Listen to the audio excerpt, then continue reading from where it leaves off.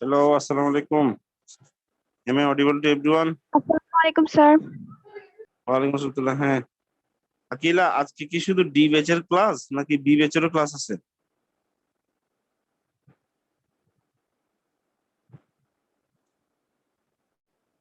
Roll number 39।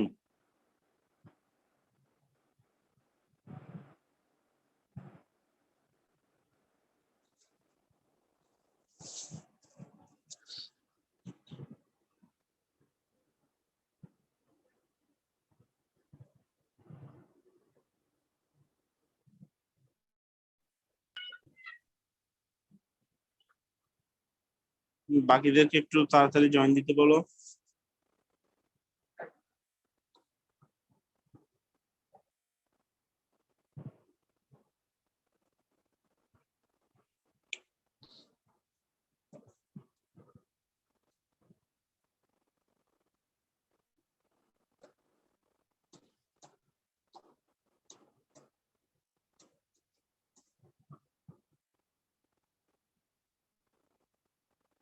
Roll number 20, তুমি কি B batch?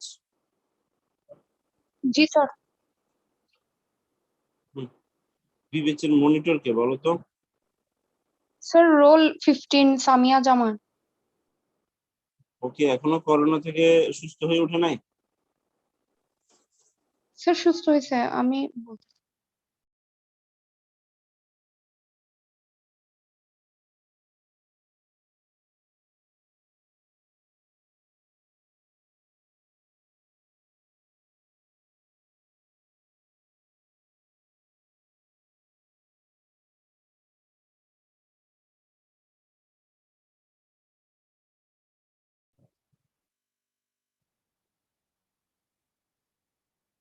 কি জানি বলতেছিলাম, সামিয়া জামান, রোল নাম্বার 15।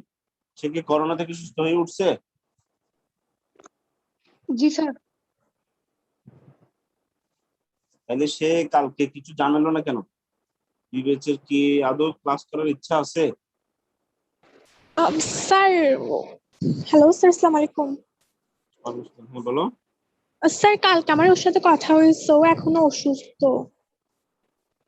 তাহলে তুমি যদি তার লাইবিলিটি নাও, তার দায়িত্ব নাও, তাহলে সে যেহেতু অসুস্থ, বিবেচের বাকিদেরকে কি জানাইছো যে আজকে ক্লাস হবে? স্যার, ওরা তো জানে ওদের 8 তারিখ পর্যন্ত ক্লাস, ওদের রুটিনে আছে না। ওরা জানলে তো হবে না। মনিটর যখন অসুস্থ ওরা। এখনো এখনো মাত্র 20 আর 21 ছাড়া বিবেচের কাউকে আমি দেখতেছি না। কারণ হচ্ছে তোমরা ডিবেচ হিস্ট্রি ট্রেনিং এর উপরে ক্লাস পাইছো, ঠিক আছে? বিবেচ একদমই ক্লাস পায় না। এখন আমি হঠাৎ করে কিছু একটা বলবো, দেখা যাবে যে ওদের এগুলো মাথার উপর দিয়ে যাবে, মনে করবে কিছুই বুঝবে না, এরকম হবে। জন্য বিবেচকে বলছিলাম যেন একটু আর্লি ইয়ার করে, তাহলে আমি আধা ঘন্টা পরে, নাহলে তোমাদের তো কোনো একই কথা বারবার রিপিট শুনতে তো তোমাদেরও সমস্যা। গত ক্লাসেও ডিবেচ, কিন্তু ক্লাসের কোনো অংশ পাই নাই, তাদের ক্লাসের কোনো অংশ পাই নাই ডিবেচের জন্য।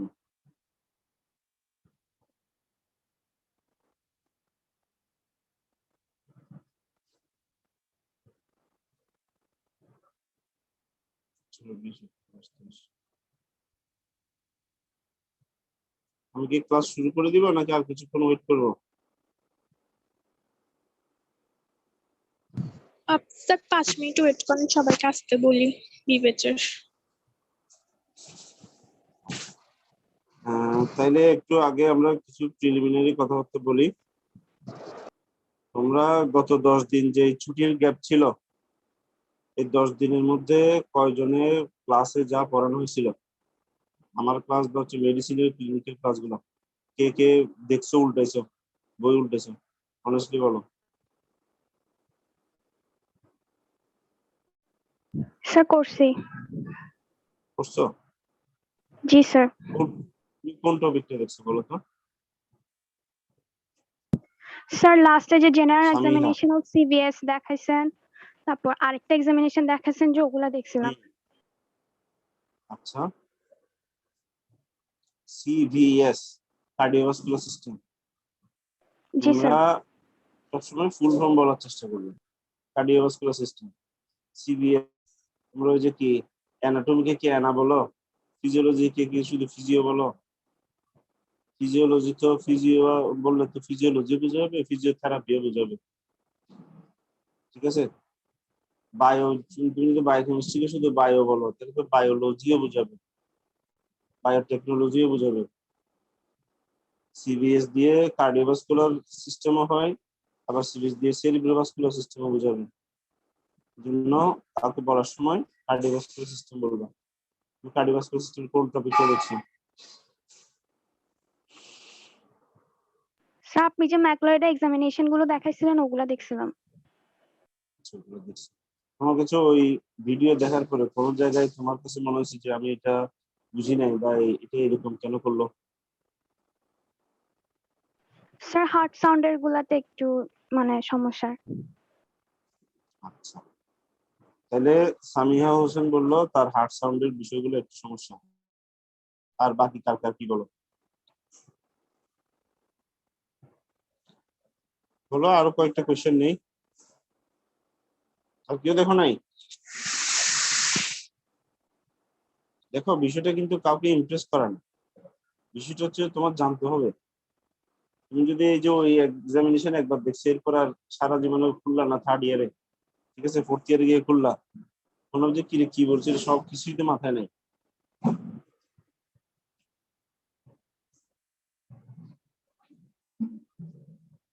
আমরা যা কিছু ক্লাসে বলি এগুলো হচ্ছে short term memory. Short term memory, long term memory হইতে অনেকদিন সময় লাগে, ঠিক আছে? কিন্তু লং টার্ম মেমোরি যদি একবার তৈরি হয় তাহলে ওইটা ভুলতে সময় লাগে। যেমন যারা ম্যাক্সিমাম হচ্ছে মুসলিম, যারা নামাজ কালাম পড়ো বা দোয়া দরুদ পড়ো, ঠিক আছে, সূরা ফাতিহা ওই যে সেই ছোটবেলা থেকে শিখছো, এখনো বই না খুললে কি এটা তোমার জিহ্বার মধ্যে হয়ে গেছে। যখন তুমি কিছু একটা জিনিস করতে করতে করতে করতে এটা কি তোমার জিহ্বার মধ্যে যদি অথবা হচ্ছে হাতের আঙ্গুলের মধ্যে হয়ে যায়, তখন তুমি এটা তোমার ব্রেনকে ইউজ না করলো কি তোমার হাত ওইরকম চলে যাবে, তোমার দেখা ওইরকম হয়ে যাবে। ডাক্তারি ওই লেভেলে না যাওয়া পর্যন্ত তোমার ডাক্তারি শুদ্ধ হবে না। এই জন্য আমাদের, এমনকি আমরা যারা জুনিয়র আছি, আমাদেরও মিনিমাম 10-15 বছর লাগে, ঠিক আছে? মেডিকেলের কোর্স তো 1 বছর বা 2 বছর করলে হয়তো এত কিছু লাগে নাকি? এত অ্যানাটমি জানতে হয়, ফিজিওলজি জানতে হয়। তো একই রকম ভাবে পোস্ট গ্রাজুয়েশনে কি একই রকম ধরো 5 বছর, তো 5 বছর কি করে 2 বছরের মধ্যে তো সব শেষ হয়ে যায়। এটা তোমার কি সেকেন্ড নেচার হয়ে যেতে হবে। এবার আসো, তাহলে আমি আসলে কোশ্চেনের আনসারটা তাকে একটু সুন্দর মতো বুঝিয়ে দিই। তোমরা কার্ডিয়াক সাইকেল পড়ছো না? কার্ডিয়াক সাইকেলের মধ্যে কি আছে? সিস্টোল আছে, ডায়াস্টোল আছে। যখন হার্ট বিট করতেছে তখন কি সিস্টোল, মানে হার্ট কন্ট্রাক্ট করতেছে। হার্ট যখন বিট করে বা কন্ট্রাক্ট করে তখন তুমি ওইটার একটা পালস কোথায় পাবা? ক্যারোটিডে পাবা, ঠিক আছে? এই জন্য যখনই তুমি হার্ট সাউন্ড শুনতে যাবা তখন তোমার হাতের থাম থাকতে হবে ক্যারোটিডের উপরে, ক্যারোটিড আর্টারির উপরে। কিন্তু এটা খুবই লাইট প্রেসার দিয়ে, ঠিক আছে? জোরে প্রেসার দেওয়া যাবে না। জোরে প্রেসার দিলে পেশেন্ট হঠাৎ করে এখানে ক্যারোটিড ব্যারোরিসেপ্টর যেগুলো এগুলো স্টিমুলেশন হয়ে ভেগাস নার্ভ স্টিমুলেশন হয়ে পেশেন্ট কি হঠাৎ করে যে আমার মাথা ব্যথা ঘুরাচ্ছে, অজ্ঞান হয়ে যাচ্ছে। কারণ ভেগাস নার্ভ স্টিমুলেশন বেশি হলে ব্রেনে ব্লাড সাপ্লাই কমে যায়। এই জন্য আমরা যখন লাইনলি প্রেসার দিলাম এবং মনে হচ্ছে যে এখানে আগে কয়েকটা বিট আমি দেখবো, থামটা রেখে স্টেটো হার্টের অ্যাপেক্সে ট্রাইকাসপিড এরিয়াতে অ্যাওর্টিক পালমোনারি এরিয়াতে বসানোর আগে আমি দেখবো যে ক্যারোটিডে আমি বুঝতেছি কিনা। ক্যারোটিডের পালসটা যখন আমি বুঝতে পারলাম যে আমার হাতে একটা বিট লাগতেছে, তার মানে ওই বিটটা কখন হার্ট যখন কন্ট্রাক্ট করলো তখনই এদিকে আমার আঙ্গুলের মধ্যে বিটটা লাগবে, তাহলে এটা কি সিস্টোল।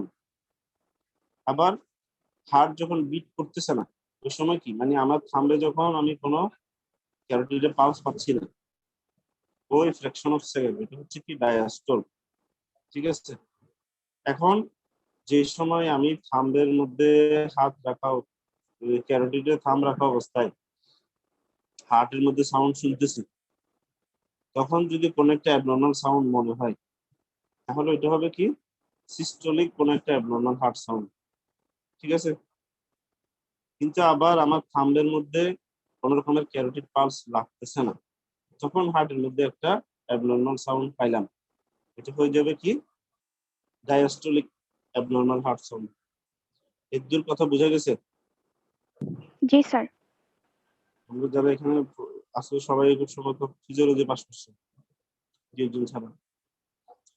তাইলে এর দূর পর্যন্ত যদি বুঝো, এগুলো আসলে একদিনের বিষয় না, এগুলা কার্ডিওলজির উপরে কি আলাদা স্পেশালিটি আছে, ওই লেভেলে যাইতে যেতে কি তুমি মারমা বুঝবে। তুমি আপাতত বুঝে হচ্ছে থাম্বের মধ্যে যখন আমি পালস, ক্যারোটিড পালস লাগতেছে, ওই সময় হার্টের মধ্যে যদি একটা অ্যাবনর্মাল সাউন্ড পাই, ওটা হচ্ছে সিস্টোলিক অ্যাবনর্মাল হার্ট সাউন্ড। আর যে সময় থাম্বের মধ্যে লাগতেছে না ক্যারোটিড পালস, ওই সময় যদি হার্টে একটা অ্যাবনর্মাল সাউন্ড পাই, ওটা হচ্ছে ডায়াস্টোলিক অ্যাবনর্মাল হার্ট সাউন্ড। এই অ্যাবনর্মাল হার্ট সাউন্ডের নামই হচ্ছে মারমার। ঠিক আছে? তাহলে এবার আসো মারমার এবং থ্রিল দুইটার মধ্যে পার্থক্য কি? এটা হয়তো তোমাদেরকে কেউ একজন জিজ্ঞেস করে ফেলতে পারে। মারমার মানে হচ্ছে যেটা আমরা স্টেথোস্কোপ দিয়ে এখানে শুনতেছিলাম, ওই সিস্টোলের সময় একটা অ্যাবনর্মাল সাউন্ড পেলাম, ডায়াস্টোলের সময় একটা অ্যাবনর্মাল হার্ট সাউন্ড পেলাম, তাহলে এটা হচ্ছে সিস্টোলিক মারমার অথবা ডায়াস্টোলিক মারমার। একইভাবে ওই যে পেশেন্টকে দেখো নাই যে থাম্বের পোর্শন দিয়ে বা হচ্ছে পাল, হাতের আঙ্গুল, ফিঙ্গার পাল্প দিয়ে হার্টের বিভিন্ন জায়গায় কি দেখা হচ্ছে, লেফট প্যারাস্টার্নাল হিপ অথবা অ্যাওরটিক এরিয়া বা পালমোনারি এরিয়া অথবা এপিগাস্ট্রিক এরিয়া, ওখানে কোনো রকমের পালসেশন আছে কিনা। কারো বাসায় বা কখনো যদি কোনো বিড়ালের গায়ে হাত দিয়ে থাকো, ঠিক আছে, অথবা কারো যদি কেউ কোনো একটা গরুর গায়ে হাত দিয়ে থাকো, যে ওদের গায়ে হাত দিলে ওরা কেমন জানি একটা নাড়াচাড়া করে, স্কিনটা এখানে মধ্যে নাড়াচাড়া করে, ফিলটা হচ্ছে ওইরকম একটা ফিলিং। হার্ট যে এখানের মধ্যে নর্মালি একটা বিট করতেছে, এর জন্য এখানে কি আমার হাতে একটা লাগবে, ধাক্কা লাগবে, এটা হচ্ছে পালপেশনের সময়।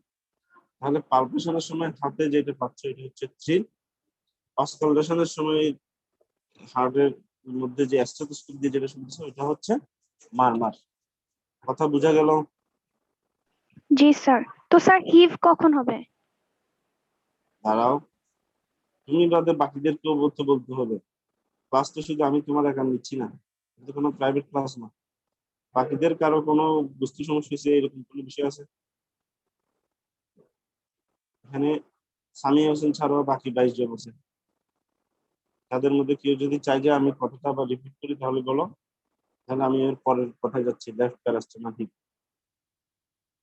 স্যার আরেকবার বলেন। কোন জায়গাটা, স্যার একবার কোন জায়গাটা বলবো, কোন বিষয়টা বলবো? আমি কি একদম স্যার শুরু থেকে যেখানে মারমারেরটা। ক্যারোটিডে হাত রাখার বিষয়টা থেকে কি তুমি বুঝতে পারছো? ক্যারোটিডের পালসের সাথে থামবে যদি পাও তাহলে এটা হচ্ছে সিস্টোলিক, যদি এটার সাথে না মিলে তখন হচ্ছে যদি সাউন্ড পাও তাহলে হচ্ছে ডায়াস্টোলিক। এর বোঝা গেছে কিনা? জি স্যার। যদি এর বোঝা যায়, এরপরে হচ্ছে যে এখন আমরা কথা বলছি থ্রিল আর মারমার নিয়ে। থ্রিল মানে হচ্ছে যে কোনো এক্সামিনেশনের 4টা পার্ট আছে, ইন্সপেকশন, পালপেশন, পারকাশন, অস্কালটেশন। এই টার্মগুলো দরকার লিখে রাখো, তুমি বই পাবা।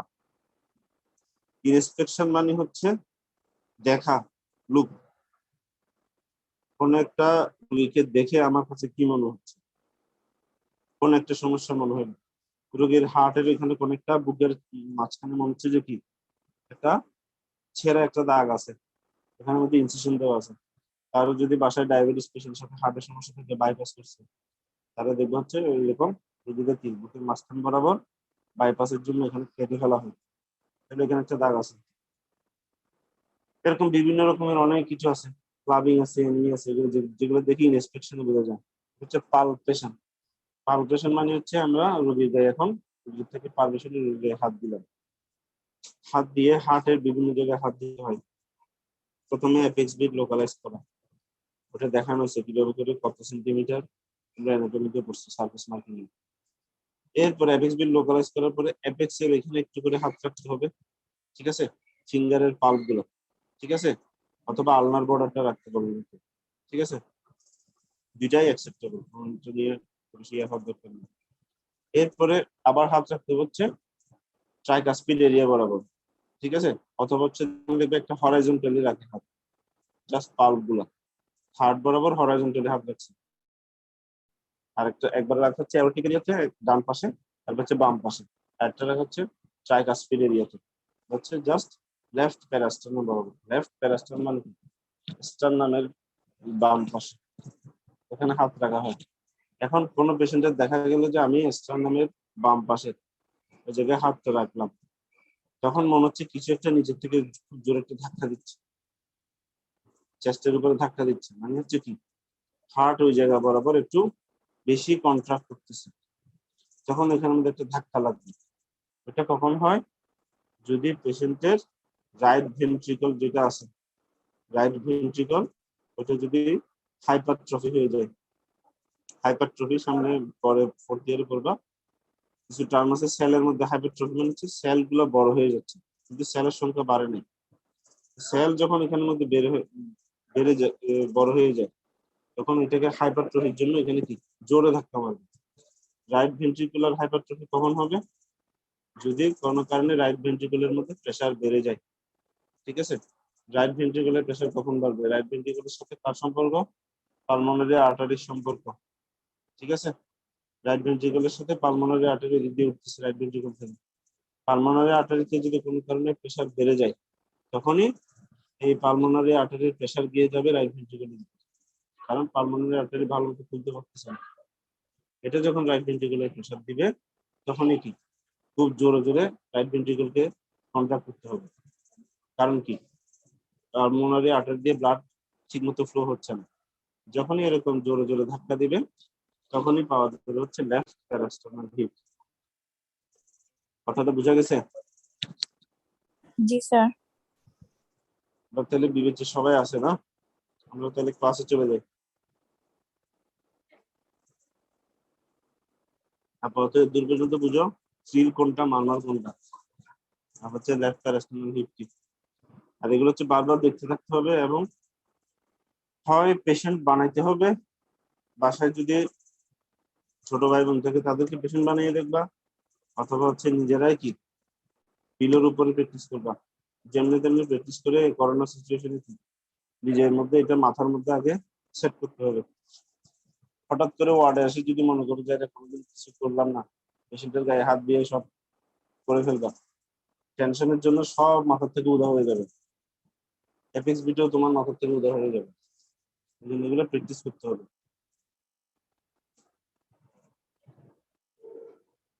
বিবেচ, বিবেচের থেকে যে কোনো একজন আনমিউট করো। জি স্যার। কে? তসলিমা। স্যার। জি স্যার। শোনো বিবেচ, এখনো মাত্র তোমরা থার্ড ইয়ারে উঠছো, নিউ থার্ড ইয়ার, তোমাদের মধ্যে রেসপন্সিবিলিটি আস্তে আস্তে গ্রো করতে হবে। একজন মনিটর সে অসুস্থ, ঠিক আছে, তাহলে তার সাথে কন্ট্যাক্ট করে তাকে বলতে হবে যে তাহলে কে একজন দায়িত্ব নিচ্ছ, ঠিক আছে। তোমার দায়িত্ব ডিবেচ নিবে না, এটা ডিবেচ এর কোনো ওই আকিলার দায়িত্ব পড়ে না যে তোমাদের এগুলো আমাকে জানাবে। তোমরা জানাইয়ে তোমরা ঠিক করবা, ঠিক আছে, কে কিভাবে। এটা শুধু আমার ক্ষেত্রে না, এটা বাকি স্যারদের ক্ষেত্রেও এই বিষয়টা মেনটেন করবা। যে কোনো একজন আপাতত দায়িত্ব না, দায়িত্ব নিয়ে স্যার। কিভাবে করবা বলো। স্যার মনিটর জয়েন দিছে। মনিটর জয়েন দিছে? কই মনিটর কই? 115। নিচে আছে? আসসালামু আলাইকুম। সামিয়া জামান, জি স্যার। তোমার করোনার কারণে তোমাকে কি অক্সিজেন নিতে হয়েছে? স্যার অক্সিজেন না নিতে হইলো স্যার, আমার হচ্ছে পোস্ট কোভিড যে সাইড ইফেক্ট গুলো ছিল, তো ওইটার হুম, জন্য বেশি কষ্ট হয়েছে আর কি। দেখি আমাদেরকে কিছু বলো, তোমার পোস্ট কোভিড সাইড এফেক্ট কি কি ছিল? স্যার আমার করোনা হওয়ার পরে হচ্ছে স্যার আমার ফার্স্টে প্লুরাইসি হয়েছিল, then what pleurisy do you যখন what do you mean by pleurisy বলো। স্যার প্লুরাল ইনফেকশন যেটাকে বলে, লাং এর কভারিং যেটা প্লুরা, সেটা যদি ইনফেক্টেড হয়ে যায় সেটাকে ব্যাকটেরিয়াল ভাইরাস দুইটা ভাবেই হইতে পারে, করোনার কারণে ইনফেক্টেড হয়ে গেছে, সেটাই প্লুরাইসিস। না না, তুমি কেমনে বুঝছো যে তোমার প্লুরাইসিস? স্যার আমি যে ডক্টরের আন্ডারে ছিলাম উনি বলছেন। আমি বললে তো হবে না। তোমার কি সমস্যা ছিল দেখে আমাদেরকে বলো, আমরা তো হিস্ট্রি টেকনিক নিয়ে ক্লাস করতেছি। দেখি বলো তোমার কি সমস্যা ছিল, তোমার সমস্যাগুলো বলো আমাদেরকে। স্যার আমার প্রচন্ড লেভেলের চেস্ট পেইন ছিল, হুম। দেন হচ্ছে নিঃশ্বাস নিতে কষ্ট হতো, আমার নেবুলাইজ করা লাগতো। আচ্ছা, তোমার এই চেস্ট পেইন এটা কি শ্বাস নেওয়ার সময় হতো না শ্বাস ফেলার সময় হতো বেশি? শ্বাস ফেলার টাইমে হতো। শ্বাস ফেলার সময় হতো, ঠিক আছে। শ্বাস নেওয়ার সময় তেমন হতো না। স্যার মানে নিঃশ্বাস যখন মানে যখন নিতাম আর ছাড়তাম তখন মনে হতো যেন কিছু একটা চাপ দিয়ে রাখছে, যেটা দিয়ে দিতে কষ্ট হতো, মনে যেন রাস্তাটা অনেক ছোট হয়ে গেছে, রেসপিরেটরি ট্র্যাকটা অনেক কনস্ট্রাক্টেড হয়ে গেছিল। আচ্ছা, এটা ছাড়া আর কি সমস্যা ছিল? তারপর স্যার প্লুরাইসিটা মানে বুক চেস্ট পেইনটা একটু কমার পরে স্যার আমার গলা পুরো ফুলে গেছিল, মানে বাম তোমার সাইডের গলা একটু ফুলে গেছিল তোমার কি যে আমি। কাশি ছিল? জি স্যার। তোমার কি কাশি ছিল? জি স্যার কাশি ছিল। কাশি দিলে বুকে ব্যথা লাগতো? স্যার আমার শুধু কাশি না, মানে আমার স্টিল মানে আমি শুয়ে আছি সেই অবস্থায় পর্যন্ত আমার চেস্ট পেইন ছিল, এত সিভিয়ার লেভেলে চলে গেছিল। আচ্ছা, মানে আমি জানতে চাচ্ছিলাম হচ্ছে তুমি কি কাশি দিলে তোমার বুক ব্যথা বেশি লাগতো এরকম হতো কিনা? জি স্যার। হ্যাঁ। তাহলে বাকি যারা আছো তোমরা এই জিনিস জেনে রাখো, প্লুরাইসি বা প্লুরাটিক চেস্ট পেইন হচ্ছে সে শ্বাস নিতে বা ফেলতেও ব্যথা লাগবে, আর হচ্ছে কাশি দিলে বুকের ব্যথা আরো বেড়ে যাবে। এটা হচ্ছে প্লুরাইসি বা প্লুরাটিক চেস্ট পেইনের একটা টিপিক্যাল ফিচার। এরপর বলা কি সমস্যা ছিল? হ্যাঁ, বলতে থাকো, কই গেল? স্যার তারপর হচ্ছে আমার গলার মানে চেস্ট পেইন যখন কমে গেছে দেন শুরু হচ্ছিল যে আমার ফার্স্টে শুরু হয়েছিল গলা ব্যথা, দেন গলা ব্যথা থেকে এটা পুরো বাম সাইডের কান থেকে নিয়ে গলা পর্যন্ত আমার পুরো গলা ফুলে গেছিল, খাইতেও তারপর পারতাম না, কিছু কথাও বলতে পারতাম না। কিন্তু স্যার এটা যে কেন হয়েছিল তারপর এটা আসলে আমি পরে আরো দুইটা ডাক্তার দেখাইছিলাম, ওনারা কেউই ধরতে পারে নাই, কারণ আমার কোনো টনসিলাইটিসও ছিল না, দেন আমার কোনো কানে ইনফেকশনও ছিল না।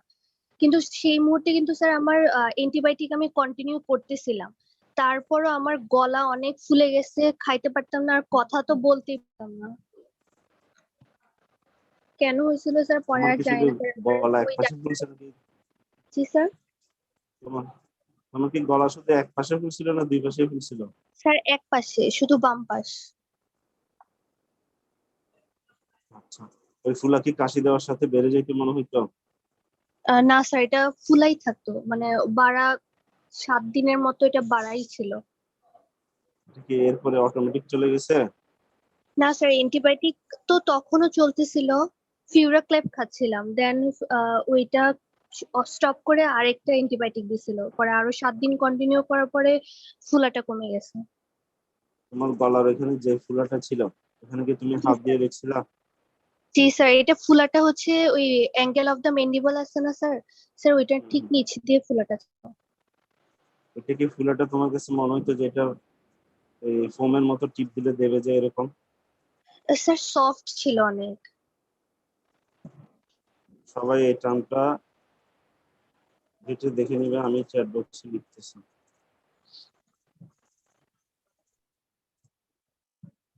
সাবকিউটেনিয়াস এমফাইসিমা বলে একটা টার্ম আছে, সাবকিউটেনিয়াস এমফাইসিমা, ঠিক আছে। এরকম অনেকের একটু করে যাদের শ্বাসকষ্ট হইয়া থাকে তাদের এরকম হঠাৎ করে একটু বাতাস জমে যায় স্কিনে এবং ফ্যাটি টিস্যুর ভিতরে, ওই সময় এরকম একটু ফুলা থাকতে পারে। আর কি সমস্যা ছিল বলো?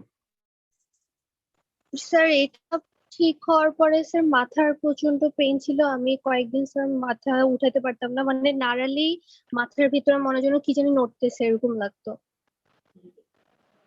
সর্দি বা নাক বন্ধ ছিল? না স্যার লাস্টের দিকে নাকটা কিছু বন্ধ ছিল না, শুধু মাথাতেই ব্যথা করতো, প্রচন্ড মাথা ব্যথা ছিল। তোমার এই মাথা আর ব্যথা কি জ্বরের সাথে ছিল নাকি জ্বর ছাড়াই ছিল? স্যার জ্বর যখন ছিল তখন তো ছিল, কিন্তু মানে জ্বর যখন মানে সেরে গেছে, তারপর ওই মাথাটা ব্যথাটা কন্টিনিউ আছে, এখনো করে স্যার। মানে বেশি মুভমেন্টে মাথার ভিতরে সমস্যা করে। তোমার কি সর্দি ছিল এর মধ্যে? না স্যার, করোনাতে আমার আচ্ছা, তেমন সর্দির কোনো সমস্যা হয়নি। তুমি নেবুলাইজ কি এইবারই প্রথম করছো নাকি আগে থেকে তোমার শ্বাসকষ্ট আছে? স্যার আমার এমনিতেই অ্যাজমার প্রবলেম ছিল, তবে করোনা হওয়ার পরে একটু বেড়ে গেছে। আর কি সমস্যা ছিল? স্যার আর তো এখন আল্লাহর রহমতে কিছুটা ভালো আছে। তুমি কি কি চিকিৎসা নিলা? স্যার 1 মাস অ্যান্টিবায়োটিকের ঠিক উপরে ছিল ছিলাম। সামিরা? কি কি অ্যান্টিবায়োটিক? স্মেল টেস্ট ঠিক ছিল? না, আমার যখন স্মেল টেস্ট তো হচ্ছে 1 মাস, মানে যখন আমি টেস্ট করাতে যাই তখনই ছিল না। মানে তো ওইটা দেখেই বুঝতে পারছি যে আমার করোনা হয়েছে, দেন টেস্ট করতে গেছিলাম, পজিটিভ আসলো। আচ্ছা, তুমি কি কি অ্যান্টিবায়োটিক খেলা? স্যার ফার্স্টে 7 দিন, 7 দিন না 8 দিন খাইছিলাম হচ্ছে জিম্যাক্স। জিম্যাক্স শেষ করার পরে ভাবছিল ডাক্তার যে আমি মানে মোটামুটি কন্ট্রোলে চলে যাব, কিন্তু তার ঠিক 5 দিন পরে স্যার আমার সিভিয়ার লেভেলের শ্বাসকষ্ট শুরু হয় আর প্রচন্ড জ্বর গায়ে। মানে 103, আমার সাপোজিটারও কমতেছে না, নাপাতে তো কমেই না। দেন আবার অ্যান্টিবায়োটিক শুরু হয়। তখন ফিউরাক্ল্যাপ খাইছিলাম, ফিউরাক্ল্যাপ প্রায় 7 দিন খাইছি। 7 দিন খাওয়ার পরে স্যার ওইটা স্টপ করে আরেকটা অ্যান্টিবায়োটিক দিছিল, ওইটা স্যার ওইটার নাম মনে নেই। তোমার কাশির সাথে কফ ছিল? স্যার ড্রাই কফ, মানে খুব কম, বেশি না। তোমার কাছে কি মনে হয় তোমার এই সমস্যা হওয়ার পিছনে কি তোমার কোনো একটা অ্যাটিটিউড দায়ী? তুমি বাইরে ঘোরাঘুরি করছো মাস্ক ছাড়া বা এরকম কিছু? না স্যার, আসলে আমার লাস্ট মানে করোনার 1 মাস আগে আমার নানু মারা যায়, তো সেই জন্য ফ্যামিলি সবাই মানে নানির বাড়িতে গেছিল, সেই জন্য হয়তো ওখান থেকে কিছু কোনটা, আসছে। কোন জায়গায় গেছো? স্যার নরসিংদী। তোমার নানু বাড়িতে গেছো তুমি? নরসিংদী গেছো? জি স্যার। কোন রুটে ট্রাভেল করছো? স্যার বাই রোডে। বাই বাস নাকি বাই ট্রেন? By microbus. আচ্ছা, মানে তোমার তখন নানু তোমার রাতে মারা নানুর কি গেছে। করোনা হয়েছিল? না, নানু হচ্ছে ওনার অনেকগুলো সমস্যা নিয়ে মারা গেছে, ওনার ক্যান্সার ছিল, দেন দেন বার্ধক্যজনিত কারণে অনেক সমস্যা হয়েছিল ওনার। ঠিক আছে, তাহলে তোমার জন্য আমরা সবাই দোয়া প্রার্থী, তোমার জন্য দোয়া করতেছি। কিন্তু এরকম যদি যে কোনো কারোর সমস্যা হতে পারে, আমারও কালকে সমস্যা হতে পারে, যে কোনো জি কারোর সমস্যা হলে এটা তাড়াতাড়ি করে একজনকে হ্যান্ড ওভার দিয়ে দিবা। ওকে ঠিক স্যার, আছে? আমি নেক্সট ক্লাস থেকে ইনশাল্লাহ আর আপনার সাথে হচ্ছে কথা রাখার চেষ্টা করবো। তুমি চিকিৎসা কোথায় নিছো? স্যার ফার্স্টে মানে একদম প্রাইমারি লেভেলে চিকিৎসা নিচ্ছে আমার কোনো, দুলা ভাইয়ের কাছ তুমি থেকে। কোনো ডাক্তার, না না সরি, তুমি কোনো ডাক্তারের নাম বলবা না, কোনো কারোর নাম বলবা না, তুমি চিকিৎসা কোথায় নিছো এটা বলো। প্রাইভেট হ্যাঁ চেম্বারে স্যার। নাকি হসপিটালে? না স্যার, ফার্স্টে হচ্ছে প্রাইমারি লেভেলে আমার দুলা ভাই একজন ডাক্তার, ওনার মাধ্যমে ট্রিটমেন্ট করছি। তারপর যখন ওই গলা টলা ফুলে গেছিল, ওটা তো আর অনলাইনে ভাবে বোঝা সম্ভব না, তখন হসপিটালে গিয়ে ডাক্তার দেখাইছি। কোন হসপিটাল? মা ও শিশুতে, আমার বাসার কাছে স্যার। আমার বাসার কাছে? তাহলে তোমার ঘরের মানুষকে ফেলে তুমি দূরে দূরে দৌড়াইছো। না স্যার, আমার ফার্স্টে 1 সপ্তাহ আমার আম্মু আব্বু দুজনই এফেক্টেড ছিল, আলহামদুলিল্লাহ ওদের ভ্যাকসিনেটেড ছিল দেখে ওরা রিকভার করতে পারছে। সবসময় মনে রাখবা, ঘরের মানুষ কিন্তু তোমাকে যতদূর গুরুত্ব দিবে, পরের মানুষ তোমাকে ততদূর গুরুত্ব দিবে না। আমি তোমাকে জি এখন স্যার, এটা এখন পর্যন্ত তো যা অবশ্যই কিছু স্যার। জিজ্ঞেস করলাম, তোমাকে এতক্ষণ পর্যন্ত যা কিছু জিজ্ঞেস করলাম প্রত্যেকটা কথারই কিন্তু মিনিং আছে। ঠিক আছে? আমরা জি স্যার। সাবকিউটেনিয়াস এমফাইসিমা জিনিসটা কি এটা পড়বা, গুগলে সার্চ দিলে পেয়ে যাবা। আর ওকে। হচ্ছে এই যে তার থেকে বাকিরাও শিক্ষা নাও। এই কোভিড সিচুয়েশন কিন্তু দিন দিন খারাপ হচ্ছে। হিস্ট্রি টেকিং এর এখানে আমরা কি কি তার থেকে হিস্ট্রি নিলাম, তার ট্রাভেল হিস্ট্রি নিলাম, ঠিক আছে, তার ড্রাগ হিস্ট্রি নিলাম, ঠিক আছে, তারপর হচ্ছে তার রেসপিরেটরি সিস্টেমের হিস্ট্রি নিলাম। আমরা একটু পরে সিস্টেমের রিভিউতে যদি পারি, আজকে তাহলে রেসপিরেটরি সিস্টেম দিয়ে শুরু করবো। আর যদি ক্লাসের টাইম রানিং আউট হয়ে যায়, শেষ হয়ে যায়, তাহলে আবার রিজয়েন দিতে হবে, ঠিক আছে?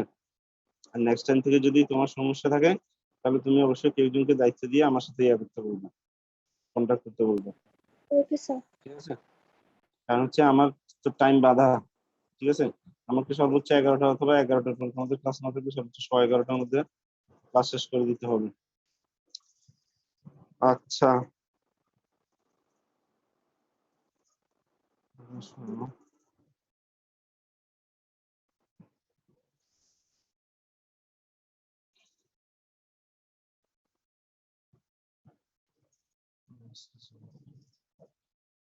দিবেশ দিবেশকে কি গত 2 ক্লাসে এইখানে যে 7টা পয়েন্ট আছে সবগুলো সম্পর্কে আলোচনা করা হয়েছিল? যারা ক্লাস করছিল তাদের থেকে যে কোনো একজন বলো। প্রিন্সিপাল সিমটম নিয়ে কথাবার্তা হয়েছে, Yes, sir. Drug and treatment history, past history, social history, ঠিক আছে? ফ্যামিলি হিস্ট্রি, সিস্টেমিক রিভিউ, ঠিক আছে? আচ্ছা, আরেকটা কথা আমি বলতে ভুলে গেছি, তোমরা তোমাদের হয়তো এখন ফার্মাকোলজি নাই, ঠিক আছে? কিন্তু আমি চ্যাট বক্সে আরেকটা টার্ম লিখতেছি, এই টার্মটা একটু বই খুলে বা হচ্ছে নেট ঘেটে দেখবা। পোস্ট অ্যান্টিবায়োটিক ইফেক্টস, এটা হচ্ছে সাবকিউটেনিয়াস এমফাইসিমা গেল, এটা হচ্ছে post antibiotic effect. Post antibiotic effect মানে হচ্ছে একটা পেশেন্ট যদি এরকম বেশ কয়েক রকমের অ্যান্টিবায়োটিক খায় বেশ কিছুদিন ধরে, দেখবা যে অ্যান্টিবায়োটিক গুলোর কারণে তার শরীরে কিছু সমস্যা হয়। যেমন এই যে আমাদের একজন স্টুডেন্ট, সে যে এতগুলো অ্যান্টিবায়োটিক খেলো, এগুলোর কারণে তার শরীর অনেক দুর্বল হয়ে যেতে পারে, ঠিক আছে? এমনকি তার একটু সবসময় শ্বাসকষ্ট বা হচ্ছে হাঁটা চলা করলে দুর্বল লাগতে পারে, এটা কিন্তু পোস্ট অ্যান্টিবায়োটিক ইফেক্ট, ঠিক আছে? এই অ্যান্টিবায়োটিক খাওয়ার ফলে তার একটু পাতলা পায়খানার ভাব হইতে পারে, এজিথ্রোমাইসিন বা এই ধরনের অ্যান্টিবায়োটিক গুলা, ঠিক আছে? তার মুখের স্বাদ চলে যেতে পারে, ঠিক আছে? এরকম আরো অনেকগুলো বিষয় আছে, এগুলো সম্পর্কে একটু জানবা, ঠিক আছে? জানার আগ্রহ না থাকলে এখানে পরে বা সব বলে শেষ করা যাবে না। আচ্ছা, তাহলে পাস হিস্ট্রি নিয়ে কথাবার্তা বলা হয়েছে, সোশ্যাল হিস্ট্রি। আচ্ছা, এই যে কি জানি বলে, নাম কি এই বিবেচের মনিটর, তোমার নাম কি জানি? সামিয়া জামান, তুমি কি এখন ভ্যাকসিন নিছো? না স্যার, আমার তো ঈদের 2 দিন আগে আমার মানে সুস্থ হয়েছে স্যার। 1 মাস পরে না ভ্যাকসিন নিতে হয় কি বলছেন? স্যার? তাহলে সেকেন্ড ডোজ যে 31 তারিখ ওই দিন কি নিতে পারবো? হ্যাঁ। Okay sir. তাহলে স্যার আমার ফার্স্ট ডোজটা এখনো নেওয়া হয়নি, ওই দিন হয়তো ফার্স্ট ডোজ নিতে হবে। হুম হুম, ঠিক আছে। আচ্ছা, তাহলে এরপরে সোশ্যাল হিস্ট্রি গেল, diet, exercise, occupation, hobbies, overseas travel, smoking, alcohol, energetic, বাকি ফ্যামিলি হিস্ট্রি, সিস্টেমিক রিভিউ। এই যে দেখো, এখানেও তার ফ্যামিলি হিস্ট্রি কিভাবে ইম্পর্টেন্ট, তার মা বাবা দুজনেরই হয়েছে, তার নানিরও হয়েছে, তাহলে রিলেটিভ মা বাবা ছিল, ওখান থেকে তার কি এটা ট্রান্সমিট করছে, কিন্তু এটা হয়তো জেনেটিক্যালি না, ঠিক আছে? ট্রান্সমিশন কয়েক রকম আছে, একটা হচ্ছে হরাইজন্টাল, একটা ভার্টিক্যাল, আরো বিভিন্ন রকমের। এবার আসো সিস্টেমিক রিভিউ। সিস্টেমিক রিভিউ মানে হচ্ছে আমরা রোগীর সাথে যে প্রিন্সিপাল সিমটমে কথাবার্তা বললাম, যেমন ধরো তার বলতেছে শ্বাসকষ্ট বা এই ধরনের সমস্যা, তাহলে এই সিস্টেমিক রিভিউতে আমরা আগে জোর দিব হচ্ছে শ্বাসকষ্ট রিলেটেড কোয়েশ্চেন গুলো। তাহলে আমরা আজকে রেসপিরেটরি সিস্টেমটা একটু যেমন ধরো রেসপিরেটরি সিস্টেমের কয়েকটা কোয়েশ্চেনের মধ্যে 1 নম্বর কোয়েশ্চেন লিখতে হচ্ছে are you ever short of breath, মানে তার কি এর মধ্যে কখনো শ্বাসকষ্ট হয়েছে কিনা, এবং এটা কি হঠাৎ করে হয়েছে কিনা। একটা হচ্ছে ধীরে ধীরে আস্তে আস্তে বাড়তে থাকে, ঠিক আছে? যেমন একটা পেশেন্টের শরীরে ফুসফুসে আস্তে আস্তে লাংস ইনভলভ করলো করোনা ভাইরাস, লাংসের প্রথমে অল্প একটু 5% টিস্যু নষ্ট হইলো, 10% টিস্যুকে এফেক্ট করলো, তাহলে তার শ্বাসকষ্ট হবে ধীরে ধীরে। কিন্তু একটা কন্ডিশন আছে যেখানে কি তার শ্বাসকষ্ট হবে এবং এটা হঠাৎ করে হবে, এটা হচ্ছে পালমোনারি এম্বোলিজম। পালমোনারি এম্বোলিজম মানে হচ্ছে শরীরে কোথাও একটা ক্লট ফর্মেশন হলো, রক্ত জমাট বেঁধে একটা রক্তের দানা তৈরি হলো, বড় একটা রক্তের দানা, ওইটা গিয়ে ব্লাড ফ্লোর মাধ্যমে সার্কুলেট করে পালমোনারি ভেইন হয়ে লাংসের এখানে গিয়ে ভাঙ করে ব্লক করে গেল, এবং ওই জায়গায় যে ওখানে আটকে গেল, এখান থেকে আর এটা মুভ করে নাই, এরকম যদি ক্লটটা এক জায়গা থেকে আরেক জায়গায় যায় এটাকে বলা হয় এম্বোলিজম। আর এটা যেহেতু লাংসে হয়েছে এটাকে বলা হয় পালমোনারি এম্বোলিজম, এবং এটা হঠাৎ করে হয়েছে। এবং যখনই তার ওই জায়গায় হঠাৎ করে গিয়ে ক্লটটা আটকে গেল, ওই জায়গায় আর অক্সিজেন ডেলিভারি হবে না, তাইলে শরীরের মধ্যে অক্সিজেনের ঘাটতি হবে। ফিজিওলজিতে তোমরা পড়ছো, তার রেসপিরেটরি সেন্টার শরীরে অক্সিজেন নাই কেন, কিন্তু সত্যিকার তো এখানে ক্লটের জন্য তার কি অক্সিজেনেশন হচ্ছে না। তো পেশেন্ট বেশি বেশি করে শ্বাস নিতে থাকবে, শর্ট অফ ব্রেথ হবে, কিন্তু অক্সিজেন ওই জায়গায় ঠিকমতো অক্সিজেনেশন হবে না। তাইলে হঠাৎ করে যদি শ্বাসকষ্ট হয় ধরে নিতে হবে পালমোনারি এম্বোলিজম। আর এরকম যদি আস্তে আস্তে আস্তে আস্তে গ্রাজুয়ালি হয় তাহলে এটা বুঝতে হবে infection. Have you had any cough? সাথে কাশি ছিল কিনা, মানে তার এই শ্বাসকষ্টের সাথে তার কি কাশি ছিল কিনা। ঠিক আছে, এবার কাশির সাথে আবার আসবে কাশির সাথে কফ ছিল কিনা। Is your cough associated with severe and shakings? হচ্ছে সিভিয়ার মানে হচ্ছে তার এই কাশির সাথে তার জ্বর ছিল কিনা, অথবা হচ্ছে তার হাত পা কাঁপতো, জ্বর আসার আগে যে শরীর কাঁপে এরকম কোনো কাঁপুনি ছিল কিনা। ঠিক আছে, এন্ড ব্রেথলেসনেস, এবং সাথে তার তীব্র মনে হচ্ছে সে শ্বাস পাচ্ছে না এরকম ভাব হয়েছে কিনা, শ্বাসকষ্ট বেড়ে গেছে, এন্ড চেস্ট পেইন। ঠিক আছে, এবং বলা যে প্লুরেটিক চেস্ট পেইন, এটা কাশি দিলে আরো বেড়ে যায়, শ্বাস নেওয়ার সময় আর বেশি লাগে। ঠিক আছে, তাহলে do you cough up anything মানে হচ্ছে তার কাশির সাথে কোন রকমের কফ যায় কিনা। ঠিক আছে, যদি বলে যে কফ যায় তাহলে কফ এটা কি রঙের। ঠিক আছে, আজকে হয়তো আমি আর একটা স্লাইডে গেলে সময় বেশি যাবে এই জন্য বলতেছি। কফের বিভিন্ন কালার আছে। কফ সামান্য একটু ম্যাকলিওডের ছবিতে দেখবে সামান্য একটু পিঙ্ক কালার বা পিঙ্ক ফ্রোদি হইতে পারে, মনে হচ্ছে এয়ার বাবলের মতো আছে, তাহলে এটা হচ্ছে হার্ট ফেলিউরে। ঠিক আছে, কোনো কারণে হার্ট ফেলিউর হইলো, হার্ট দুর্বল হয়ে গেছে, হার্ট ঠিক মতো পাম্প করতেছে না, তাহলে এটার জন্য কি হাইড্রোস্ট্যাটিক প্রেসার বেড়ে গিয়ে লাংসের মধ্যে পানি জমবে, তাহলে ওইখান থেকে ওই কাশিটা দিলেই ওই পানিটার সাথে একটু ব্লাড সহ বেরোবে, তাহলে পিঙ্ক ফ্লো দিয়ে স্ফুটন। যদি ইনফেকশন হয় বলে যে কি, যেটা এমনিতে নর্মাল সাদা কফ ওইটার থেকে আস্তে আস্তে এটা ইয়েলোইশ হয়ে যায়, গাঢ় এবং ইয়েলোইশ। ঠিক আছে, আবার মাঝে মাঝে গ্রিনিশ স্পুটামও হতে পারে সিউডোমোনাস ইনফেকশন, অথবা হচ্ছে ব্রঙ্কাইটিস। ঠিক আছে, আরেকটা বলা হচ্ছে রাস্টি স্পুটাম, মানে হচ্ছে মরিচা কালারের স্পুটাম, এটা হচ্ছে নিউমোকক্কাল নিউমোনিয়াতে। ঠিক আছে, তাহলে যদি কাশির সাথে এরকম কফ যায়, কফের কি কালার, এটা কি পিঙ্ক ফ্লোদি কালার, নাকি হচ্ছে ইয়েলো কালার, নাকি হচ্ছে গ্রিনিশ কালার, নাকি এটা কি হচ্ছে কাফের কালার নাকি স্পুটামের কালার? স্পুটাম। কাফ তো হচ্ছে কাশি, কাফ আপ মানে হচ্ছে কাশির সাথে কিছু বের হওয়া, কাশির সাথে কি যায়। আমরা কিছু বাংলা টার্ম ইউজ করি, বাংলা টার্ম গুলো কি ইংলিশ করতে গেলে সমস্যা হয়ে যায়। ঠিক আছে, কাশির সাথে কফ, কিন্তু ইংলিশের কফ আর কাশি দুইটার মধ্যে একটু পার্থক্য আছে। ইংলিশের কফ মানে হচ্ছে কাশি, কাফ আপ স্পুটাম এটা হচ্ছে কাশির সাথে কফ যাওয়া। ঠিক আছে, টার্ম গুলো একটু খেয়াল করতে হবে। আচ্ছা, এরপরে হচ্ছে কেউ ধরো যে কাজ করে হচ্ছে যে ওই কি বলে কয়লার ফ্যাক্টরিতে, কোল ওয়ার্কার, কয়লার ফ্যাক্টরিতে, এখানের মধ্যে যেটা কালো যেটা ইয়া থাকে মাটির মধ্যে বা কয়লার মধ্যে, ওইটা ইনহেলেশন হয়ে ওইটা এক ধরনের কফের সাথে মিক্স হয়, এই জন্য এরকম একটু গ্রে কালার বা হচ্ছে ওই চারকোল কালারের মতো কি কফ যাইতে পারে, এটা হচ্ছে কোল ওয়ার্কারদের হইতে পারে। আচ্ছা, এরপর হচ্ছে হ্যাভ ইউ কাফড আপ ব্লাড, কাশির সাথে একটা হচ্ছে স্পুটাম মানে হচ্ছে কফ যাওয়া, একটা হচ্ছে এটা কি লাল কিনা, মানে হচ্ছে কাশির সাথে কোনো রক্ত গেছে কিনা, যেটাকে বলা হয় মেডিকেল টার্মে হিমোপ্টাইসিস।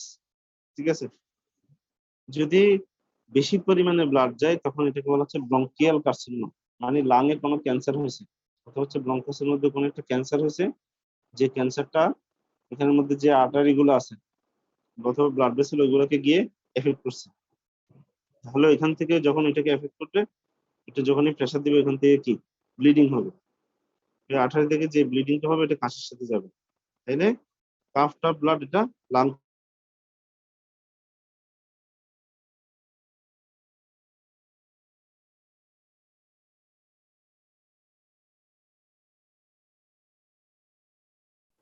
ঠিক আছে, সাথে লাং ক্যান্সার হলে আরেকটা সমস্যা হয়, তার যেটা ভয়েস, মানে সে যেভাবে করে কথা বলে ভয়েসটা অনেকটা হোর্স ভয়েস হয়ে যায়। কারণ কি, তোমরা অ্যানাটমিতে পড়ছো, এখানের মধ্যে ট্রাকের এখানে একটা নার্ভ আছে রিকারেন্ট ল্যারিঞ্জিয়াল নার্ভ, ওই ক্যান্সারের যে গ্রোথটা এটা ব্লাড ভেসেলকে এফেক্ট করার সাথে সাথে নার্ভকেও ইনভেট করে। নার্ভের এখানে যদি নার্ভ ইনজুরি হয় তাহলে ভয়েসটা একটু হোর্স ভয়েস হয়ে যায়, ঠিক আছে? তাহলে লাং ক্যান্সারের পেশেন্টদের এরকম কাশির সাথে রক্ত যাওয়া এবং সাথে কি তার ভয়েসটা আগের থেকে একটু গাঢ় হয়ে যাওয়া, ভয়েসটা একটু ডিপ হয়ে যাওয়া, এরকম হতে পারে। What type of work have you done, মানে এটা তাকে বাংলায় কোয়েশ্চেনটা করতে হবে এরকম যে ডিবেজকে একটা দায়িত্ব দেওয়া হয়েছিল। ডিবেজের একটা ছেলে ছিল না, কি জানি নাম, আমির না কি জানি একটা নাম, কিলা ডিবেজ না এবেজ ছিল সে। স্যার এই বেচকে বলছিলেন। এবেজ বলেছিল। তোমরা এগুলো কি চেষ্টা করো না, এগুলো কি ইংলিশকে বাংলা করার জন্য? বাংলা করে একটু আমাকে দেখাইলে আমি তোমাদেরকে আরেকটু হেল্প করতে পারতাম, বাকিরাও উপকৃত হইত। আচ্ছা ঠিক আছে, তাহলে এখানে তাকে কোশ্চেন করতে হবে যে সে কি ধরনের কাজ করে, মানে তার জব বা অকুপেশন, ঠিক আছে? তার অকুপেশনের সাথে রিলেশন হচ্ছে, ধরো কোনো B batch, mainly B batch এগুলো সম্পর্কে শুনতে হবে। কোনো পেশেন্ট কাজ করেছে গার্মেন্টস ওয়ার্কার, অথবা হচ্ছে সে ওই যে জুট মিলে কাজ করে, ঠিক আছে? তাহলে ওইখানের মধ্যে, অথবা তুলার ফ্যাক্টরিতে কাজ করে, ওখানে অনেকগুলো দেখবে ছোট ছোট আঁশের মতো জিনিস বের হয়। যে আঁশগুলা ট্রাকিয়াতে যে সিলিয়া আছে ওগুলো দিয়ে ফিল্টার হয় না, এগুলো লাংসে চলে যায়, গিয়ে এগুলো এক ধরনের লাংসের মধ্যে ইরিটেশন করে এবং ব্রঙ্কাসের মধ্যে ইরিটেশন করে। যখনই ইরিটেশন করে এটা আস্তে আস্তে এক ধরনের অ্যাজমার ভাব করে, ঠিক আছে? যেমন ধরো কারোর নাম না বলি, যাদের এরকম শ্বাসকষ্টের ভাব থাকে তারা দেখবে যে একটু বাসায় যদি ধুলাবালি ঝাড়ু দেয়, অথবা একটু বেশি ঠান্ডা লাগে, অথবা একটু ওয়েদারের সাথে দেখবে যাদের শ্বাসকষ্ট হয়ে যায়। কারণ হচ্ছে এই ওয়েদার গুলা বা এই ধুলাবালি গুলা যখনই তার এখানে লাগে, তার ট্রাকিয়ার মধ্যে ব্রঙ্কাস গুলা এমনিতে খুব সেন্সিটিভ, ওখানের মধ্যে এটা লাগার সাথে সাথে কি তার শ্বাসকষ্ট হয়ে যাবে, কারণ এটাতে সে আগে থেকে সেন্সিটাইজড হয়ে আছে। লাগবে সাথে সাথে কি এখানের মধ্যে শ্বাসকষ্ট হয়ে যাবে, ব্রঙ্কাস কনস্ট্রিক্ট করে ফেলবে। কারো যদি তোমার লজ্জাবতী গাছের পাতার কথা মনে পড়ে, একটু টাচ দিলে কি সে সাথে সাথে গুটাই যায়। তো এরকম ওখানের মধ্যে সে যেহেতু আগে থেকে সেন্সিটাইজ, যখনই ওইখানের মধ্যে লাগবে ওই অ্যালার্জেনটা গিয়ে এই ন্যানো পার্টিকেল গুলো সাথে সাথে ব্রঙ্কাস কনস্ট্রিক্ট করবে। ব্রঙ্কাস কনস্ট্রিক্ট করলে সে আর শ্বাস নিতে পারবে না, ঠিক আছে? এরপরের কোয়েশ্চেন হচ্ছে, ডু ইউ স্নোর লাউডলি, মানে হচ্ছে তার নাক ডাকার সমস্যা আছে কিনা। ধরো যাদের খুব বেশি ওবেসিটি আছে, খুব বেশি মরবিড ওবেস, খুব বেশি মোটা, এবং সাথে হচ্ছে কারো নাকের সেপ্টামটা ডেভিয়েশন আছে, ডেভিয়েটেড নেজাল সেপ্টাম যেটা, অথবা হচ্ছে নাকের মধ্যে হাইপারট্রফি ইনফেরিয়র টার্বিন, যেটাকে এমনিতে সোজা বাংলা বলা হচ্ছে নাকের মাংস বাড়া। এইগুলো যাদের হয় তাদের এই যে নাকের স্নোরিংটা বেশি হয়, নাক ডাকা, এবং এই নাক ডাকা স্বভাবের সাথে কিছু সমস্যার রিলেশন আছে। যাদের এই সমস্যাটা থাকে তাদের ঘুম ঠিক মতো হয় না, এবং তাদের একটা মাথা ব্যথার সমস্যা থাকে, ঠিক আছে? কারণ তাদের শরীরের মধ্যে একটা কার্বন ডাইঅক্সাইড রিটেনশন হয়। কিরকম এটা, সে যে নিঃশ্বাস নিচ্ছে, নিঃশ্বাসের সাথে যতদূর অক্সিজেন ইজিলি যাওয়ার কথা, তার যে প্যাসেজটা ন্যারো হয়ে গেছে, রেসপিরেটরি ট্র্যাক্টের প্যাসেজটা যে ন্যারো হয়ে গেছে, এই জন্য তার অক্সিজেনটা ওই লেভেলে যায় না। তো না গেলে কি হয়, ওখানের মধ্যে শরীরের মধ্যে কার্বন ডাইঅক্সাইড, এইদিকে অক্সিজেন হচ্ছে, এদিকে কার্বন ডাইঅক্সাইড বের হচ্ছে। ওটা ঠিক মতো না হলে শরীরে একটা কার্বন ডাইঅক্সাইড রিটেনশনের ভাব থাকে। আর কার্বন ডাইঅক্সাইডের ফিজিওলজিতে পড়ছো, কার্বন ডাইঅক্সাইডের একটা প্রপার্টি হচ্ছে কার্বন ডাইঅক্সাইড ভ্যাসোডাইলেশন করে, ঠিক আছে? তো ভ্যাসোডাইলেশন করলে এক্সট্রাক্রেনিয়াল ভেসেল যেগুলো ডাইলেট করলে স্কাল্পের যে লেয়ারটা, এটা যেহেতু খুব বেশি টাইট লেয়ার, ওখানের মধ্যে এটা কি চাপ দেয়, চাপ দিলে তখনই তার ব্যথা হবে। আচ্ছা, তারপর হচ্ছে do you fall asleep easily during the day, মানে সে দিনের বেলা একটু থেকে একটু মানে বসে আছে, তাও তার ঘুম চলে আসতেছে। সকালবেলা ঘুম থেকে উঠছে, তাও তার ঘুমটা ঠিক মতো হয় না, যে কার্বন ডাইঅক্সাইড রিটেনশন ছিল, তার শরীর ঘুম ঠিক মতো হয় না, মাথা ব্যথা আছে, সে সারাদিন একটু ঝিমিয়ে ঝিমিয়ে ভাবের মতো আছে, ঝিমুনি নিয়ে। এবং এটা কখন হয়, বলা হয় যে কেউ নিউজ পেপার পড়তে বসছে, কেউ টিভি দেখতে বসছে, টিভি দেখতে দেখতে ঘুমাই গেছে, টিভি চলতেছে দিকে সে ঘুমাই গেছে, মোবাইল হাতে সে দূরে ঘুমাই গেছে, ঠিক আছে? অথবা গাড়ি চালাতে গেছে, ওদের মধ্যে তার ঘুম চলে আসছে। এই বিষয়গুলো হচ্ছে খুব একটা খারাপ ডিজিজকে ইন্ডিকেট করে, যেটার নাম হচ্ছে অবস্ট্রাকটিভ স্লিপ অ্যাপনিয়া। টার্মটা লিখতেছি এখানে।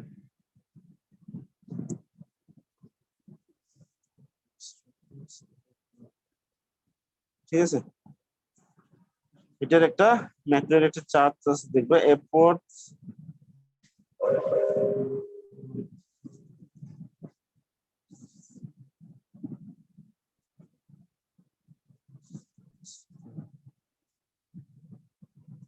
ঠিক আছে, এফোর্ট এই টার্মগুলো একটু বই থেকে ইয়া করবা। এখানের মধ্যে দেখা হয়েছে তার কি এরকম নাক ডাকার সমস্যা আছে কিনা, সে এরকম হঠাৎ করে তার ঘুম চলে আসছে, এই সমস্যাগুলো আছে কিনা, তাহলে এগুলো কিন্তু খারাপ কিছু ইন্ডিকেট করে।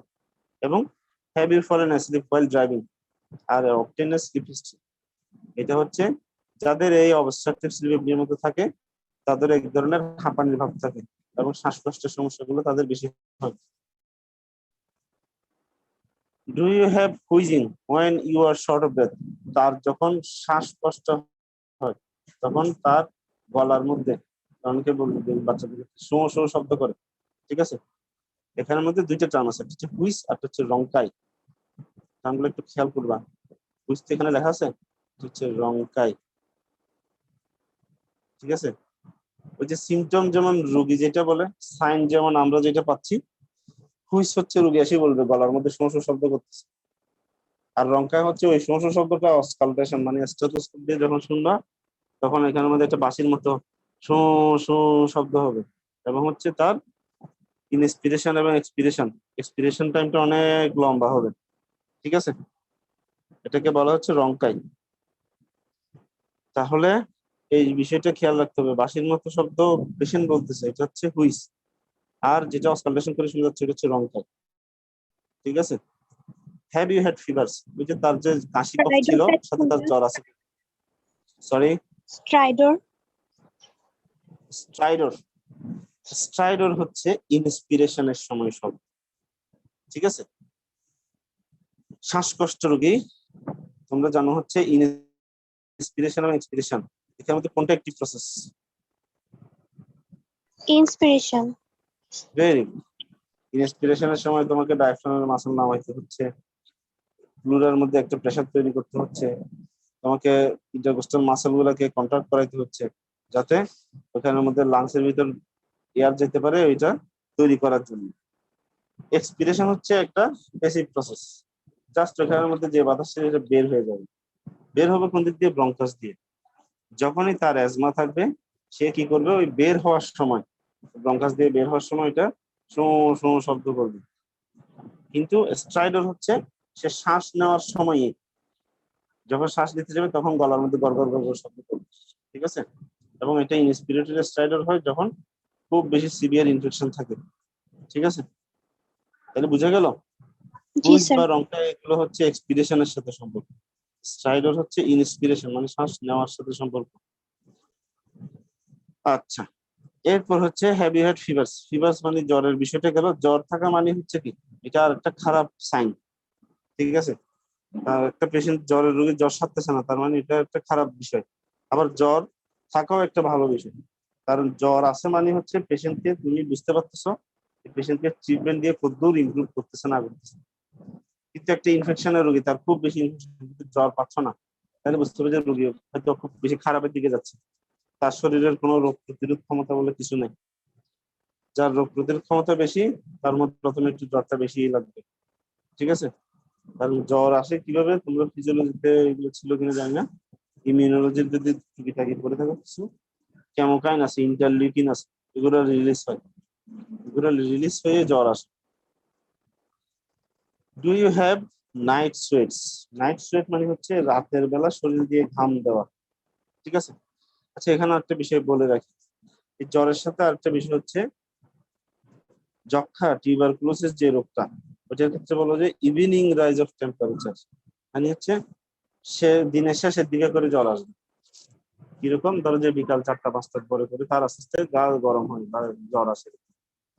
ঠিক আছে, এবং জ্বর টিউবারকুলোসিসের জ্বর কিন্তু হালকা জ্বর আসে, খুব বেশি জ্বর আসে এরকম হয় না।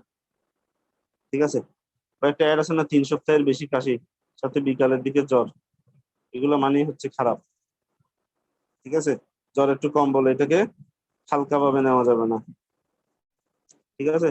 আর যদি ইনফেকশনটা অন্য কোনো ভাইরাস বা এরকম খুব খারাপ অর্গানিজম দিয়ে হয় তাহলে কিন্তু জ্বর খুব বেশি আসতে পারে। আর নাইট সোয়েট এটা কি জন্য দরকার? রাতের বেলা যদি ঘাম দেয় এরকম জ্বরের সাথে, তাহলে এটা একটা খারাপ কিছু ইন্ডিকেট করে, মানে হচ্ছে কোনো ক্যান্সার বা এরকম কিছু আছে কিনা। Have you ever had pneumonia or tuberculosis? রোগীর আগে থেকে কোনো যক্ষা রোগ বা হচ্ছে নিউমোনিয়া ছিল কিনা। ঠিক আছে, ধরো যে একটা পেশেন্টের বা একটা রোগীর আগে থেকে তার কোনো যক্ষা বা নিউমোনিয়া রোগ হয়েছিল, ওইটা কি করবে? এখানে লাংসের কিছু পোর্শনকে নষ্ট করে ফেলবে। তোমরা হিস্টোলজিতে পড়ছো টিস্যু 3 রকমের আছে, মানে কিছু আছে পার্মানেন্ট, কিছু লেবাইল, কিছু আছে স্টেবল। ঠিক আছে, তো লাং টিস্যু এগুলো কিন্তু আর রিজেনারেট করে না, ব্রেনও যেমন আর রিজেনারেট করে না, লাং টিস্যু আর রিজেনারেট করে না। তো যে জায়গার লাং টিস্যুটাকে ডিস্ট্রয় করে ফেললো এই ইনফেকশনটা বা টিউবারকুলোসিসটা, নিউমোনিয়াটা যে অর্গানিজম দিয়ে ডিস্ট্রয় করলো, ওখানে ছোট একটা কি বাসার মতো হয়ে গেল।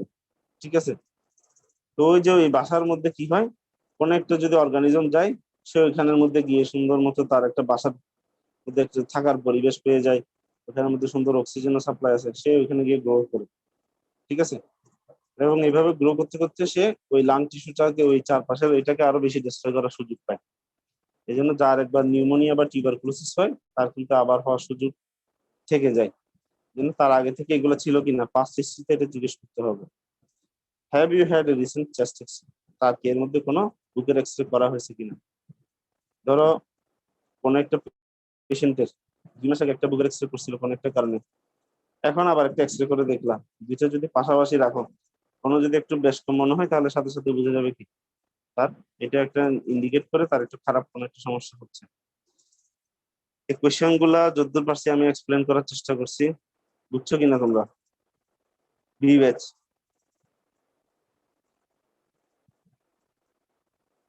B batch. জি স্যার। তোমার কি জানি বলে নামও তো বারবার খেয়াল থাকে না, সামিয়া জামান। জি স্যার। তোমার এখন ক্লিয়ার হয়েছে তোমার রেসপিরেটরি সিস্টেমের বিষয়বস্তু? জি স্যার, ক্লিয়ার। তুমি এখন নিজেই নিজেকে কোশ্চেন করো, আনসার পেয়ে যাবে। ঠিক জি আছে, স্যার।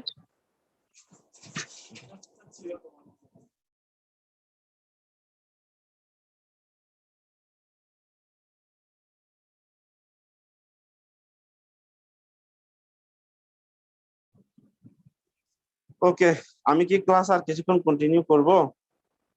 আজকে প্রথম দিনে খুব বেশি ওভারডোজ হয়ে যাচ্ছে। একটা জাস্ট একটা এক্সামিনেশন ভিডিও দেখাবো স্যার একটা ডিবেজের ভিডিও জন্য। দেখ। ঠিক আছে তাহলে।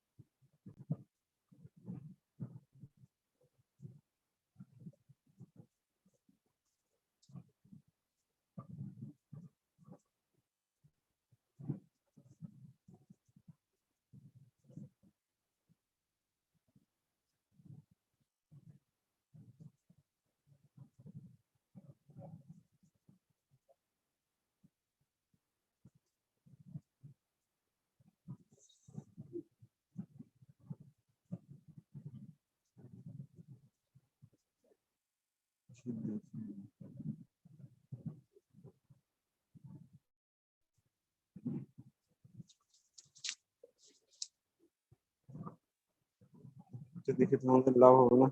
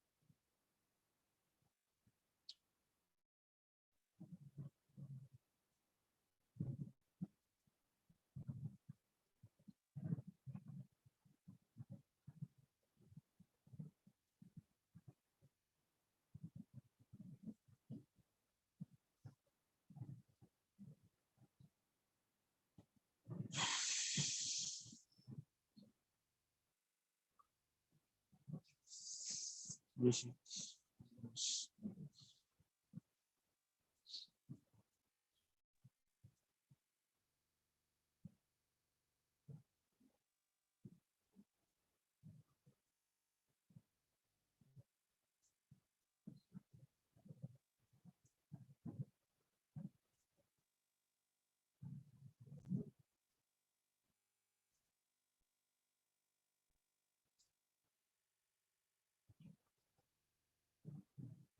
হ্যাঁ, সবাই একটু রেসপিরেটরি সিস্টেমের ভিডিওটা একটু ভালো মতো খেয়াল করো। কথা শোনা যাচ্ছে? কথা শোনা জি যাচ্ছে? জি স্যার। স্যার। হ্যাঁ, আচ্ছা, খেয়াল করো। প্রথমে ইন্সপেকশন, রেসপিরেটরি সিস্টেম এক্সামিনেশন প্রথমে ইন্সপেকশন করা হচ্ছে। ইন্সপেকশনে কি পেশেন্টের ফুট এন্ড বলা হয়েছে, পায়ের দিক থেকে আমরা দেখতেছি তার রেসপিরেটরি মুভমেন্ট ঠিক আছে কিনা, কোনো রকমের ভিজিবল সোয়েলিং বা স্কার মার্ক আছে কিনা। এরপরে আমরা একটু তার পালসটা দেখতেছি। জেন এক্সামিনেশন যে পালস দেখানো হয়েছিল, কারণ হচ্ছে ফিভারের সাথে পালসের একটা সম্পর্ক আছে। জ্বর বাড়লে মানে হচ্ছে ট্যাকিকার্ডিয়া হয়, হচ্ছে পালস রেট বেড়ে যায়। এরপর আমরা হাতের মধ্যে দেখতেছি তার কোন রকমের হাতে কোনো স্কার মার্ক অথবা হাতের মধ্যে কোন রকমের মাসেল ওয়াস্টিং আছে কিনা, অথবা হচ্ছে তার আঙ্গুলের মধ্যে কোন রকমের নিকোটিন স্টেন আছে কিনা। যারা সিগারেট খায় তাদের এরকম নিকোটিন স্টেন থাকতে পারে, হচ্ছে আঙ্গুলগুলো একটু কালো কালো হয়ে যায়। এরপর হচ্ছে ক্লাবিং দেখা। ক্লাবিং রেসপিরেটরি সিস্টেমে লাং ক্যান্সার হলে, অথবা লাংয়ের মধ্যে কোনো ফাইব্রোসিস থাকলে, অথবা লাংয়ে কোনো অ্যাবসেস হলে ক্লাবিং পাওয়া যেতে পারে। তিনটা কথা বলা হয়েছে, তিনটা কথা খেয়াল রাখবা। লাংয়ে অ্যাবসেস, লাংয়ে ফাইব্রোসিস, লাংয়ে ক্যান্সার। অ্যাবসেস, ফাইব্রোসিস, ক্যান্সার হলে এগুলো পাওয়া যায়। এরপর এখানে হাতের মধ্যে চাপ দিয়ে দেখা হচ্ছে কোনো হাতে ব্যথা আছে কিনা। এটা হচ্ছে হাইপারট্রফিক পালমোনারি অস্টিওআর্থ্রাইটিস বলে একটা টার্ম আছে। এরকম হলে তার এখানে ব্যথা হইতে পারে। এভাবে করে হাতের আঙ্গুলকে এইভাবে করে, হাতের পাতাকে এইভাবে করে ঘুরিয়ে দেখতে হচ্ছে flapping tremor. Sir flapping hyper কি ট্রেমর, বলছেন? এটা আমরা পরে বলবো, এটা না জানলে সমস্যা নেই, থার্ড ইয়ার। এরপরে টাঙের মধ্যে দেখা হচ্ছে কোন রকমের সাইনোসিস আছে কিনা। লাঙে যদি ফাইব্রোসিস থাকে তাহলে এরকম সাইনোসিস থাকতে পারে। এরপর আমরা ট্রাকিয়ার পজিশন দেখতেছি, ঠিক আছে। কোনো লাঙে যদি ফাইব্রোসিস হয় তাহলে ট্রাকিয়াটা যে পাশে ফাইব্রোসিস ওই পাশে দিয়ে দেবে যেতে পারে। এটা হচ্ছে ট্রাকিয়াল টাক দেখা হচ্ছে। হচ্ছে এক্সটার্নাল ডিস্টেন্স, মানে হচ্ছে কারো যদি শ্বাসকষ্ট থাকে, এই যে যেটা ট্রাকিয়ার যে পজিশনটা, যে ক্রিকেট কার্ডের যে বরাবর যে একটা ইয়া থাকে, যে নিচের দিকে চলে আসে। এরপর আমরা রেসপিরেটরি মুভমেন্ট দেখতেছি। তিন জায়গায় দেখতে হয়, এখানে শুধু এক জায়গায় করছে, ঠিক আছে। তারা শুধুমাত্র লোয়ার বর্ডার বরাবর লোয়ার রিব কেজে দেখাচ্ছে। একটা লোয়ার রিব কেজে দেখবা, এটা হচ্ছে মিডলে দেখবা, আর হচ্ছে দুই পাশে ক্লেভিকলের নিচ বরাবর ক্লেভিকল সহ ডেকে দুই পাশে হাত রেখে। এখন আমরা পালপেশনের পরে হচ্ছে পারকাশন করতেছি। পারকাশন মানে হচ্ছে এভাবে ট্যাপ করে করে দেখা, ঠিক আছে। ক্লেভিকলের উপরে দুইটা, দুই পাশে ক্লেভিকলের উপরে ডাইরেক্ট, ক্লেভিকলের উপরে আঙ্গুল দিতে হয় না, আর ক্লেভিকলের নিচে এভাবে করে আঙ্গুল দিতে হয়, ঠিক আছে। আর এখানে খেয়াল রাখো পজিশনটা কিরকম। রিবস এর ইন্টারকোস্টাল স্পেস বরাবর হরাইজন্টালি রেখে কোন আঙ্গুল দিয়ে ট্যাপ করতেছে, মিডল ফিঙ্গার দিয়ে। এটা বাসায় বসে বসে প্র্যাকটিস করবা, ঠিক আছে। বাসায় বসে বসে মিডল ফিঙ্গার দিয়ে টেবিলের উপরে বারবার ট্যাপ করতে থাকবা, ঠিক আছে। করোনার মধ্যে যেহেতু ওয়ার্ডে আসা হচ্ছে না, থার্ড ইয়ারের মেডিসিনের কিছুই তোমার কি করা হবে না। কার্ডিওভাস্কুলার সিস্টেম, রেসপিরেটরি সিস্টেম আর জিআইটি সিস্টেম, এই তিনটা অবশ্যই অবশ্যই লাগবে, ঠিক আছে। এভাবে করে হরাইজন্টালি যাইতে হবে। ম্যাকলিওডে দেখবা 6টা লেভেলে করতে বলে, মানে তিন পাশে 6টা 6টা করে। তুমি 6টা না করে 4টাও করতে পারো, ঠিক আছে। আচ্ছা, এখন হচ্ছে এক্সিলারি, মিড এক্সিলারি লাইন বরাবর দুই পাশে। স্যার এই 6টা কি ওই লোব হিসেবে ভাগ করছে? Upper lobe, middle lobe, lower lobe? হ্যাঁ, ওখানে 6টা হচ্ছে তিন মিডল লোব গলব হিসাব করে দেওয়া আছে, বুঝছো। তুমি ওখানে বইয়ের মধ্যে দেখবা ম্যাকলিওডের ছবির মধ্যে দুই পাশে লাল দাগ দিয়ে দিচ্ছে কোন কোন জায়গায় দেখতে হবে। আর কিন্তু দেখতে হবে হচ্ছে দুইটাই সাইমালটেনিয়াসলি। পেশেন্ট যদি কোনো পাশে সমস্যা বলে ধরো সে ডান পাশে সমস্যা বললো, তাহলে তুমি বাম পাশ থেকে শুরু করবা, আর ট্যাপ করার সময় রোগীকে বলে নেবে আপনার কি ব্যথা থাকলে আমাকে বলবেন, তুমি আস্তে জেনারেলি যাতে করো, ঠিক আছে? যে পাশে নর্মাল ওটার সাথে অপোজিট সাইডের কম্পারিজন করবা, ঠিক আছে?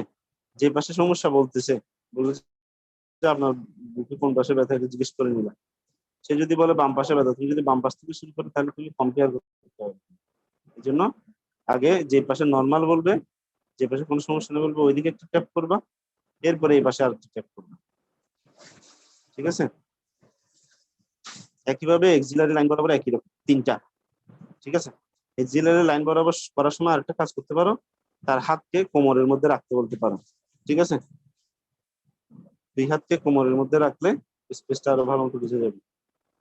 আচ্ছা, এখন পারকাশনের পরে যেহেতু ফ্রন্টে করতেছি আমরা, আগে ফ্রন্টের অসকালটেশনটার সাথে করে গেলাম। খেয়াল করো, চেষ্টা রাখবা, চেষ্টা করবে লিটমেন্টটা, তাইলে দুই পাশে আগে বেল দিয়ে দেখবা। ক্লাভিকলের উপরেরটা দেখতে হয় সাধারণত বেল দিয়ে, এখানে বাকি জায়গাগুলোতে বেল ব্যবহার করতেছে, কিন্তু বলে হচ্ছে ক্লাভিকলের উপরে দুইটা হচ্ছে বেল দিয়ে, বাকিগুলো হচ্ছে ডায়াফ্রাম দিয়ে, ঠিক আছে? আরেকটা জিনিস মনে রাখবা, বেল হচ্ছে হাই পিচ সাউন্ড আর ডায়াফ্রাম হচ্ছে লো পিচ সাউন্ড। যদি ভুল হয় আমি পরের ক্লাসে আবার একটু শুধরে নিব, ঠিক আছে?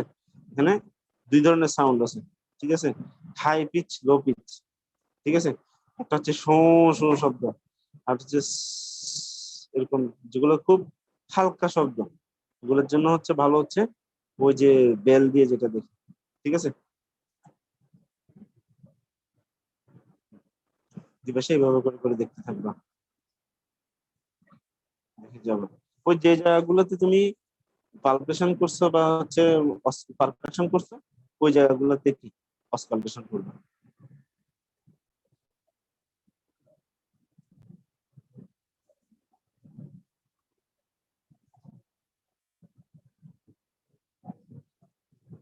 দুই পাশে যাওয়ার পরে এরপরে এক্সিলাতে, ঠিক আছে? সবসময় খেয়াল রাখবা যে জায়গায় দেখতেছো ওই জায়গা বরাবর ওই পাশেরটাও কম্পেয়ার করতে হবে। তুমি এখানে হ্যাঁ বাজারলে একবার ধরো যে উপরে দেখতেছো আর নিচে দেখতেছো এভাবে হবে না। এখানে একটা বলে যে জেড শেপ ম্যানারে যাওয়া, অথবা হচ্ছে উপর থেকে নিচের দিকে যেতে থাকে, ঠিক আছে?